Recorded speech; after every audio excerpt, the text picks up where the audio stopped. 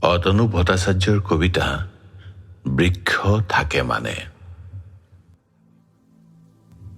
বৃক্ষ থাকে মানে কোনো এক দুৰ্গম ভূমিৰ নাম অৰণ্য। প্ৰবাহ থকালৈ নদীবোৰ নদী, অন্যথা সেই ভূমি কোনো নিষ্প্ৰাণ মৰুভূমি অথবা প্ৰাচীন এক ভস্মীভূত চহৰ। অন্যথা সেই জলৰাশি কেৱল এক বন্ধ জলাশয়।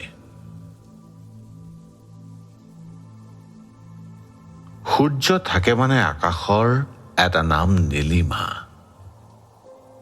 সূৰ্য হেৰাই গলে কেৱল শূন্যতা আৰু বিশাল অন্ধকাৰ। যন্ত্ৰণা থকালৈ কবি এজন কবি, হৃদয় থকালৈ তুমি মই প্ৰেমিক প্ৰেমিকা।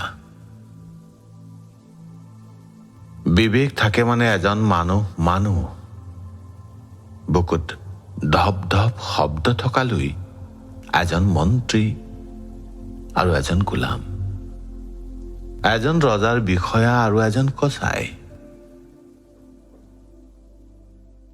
স্পন্দন স্তব্ধ হলেই সকলো কেৱল মৃতদেহ। মাটিৰ সজ্জাত শায়িত এটা নিথৰ শৰীৰ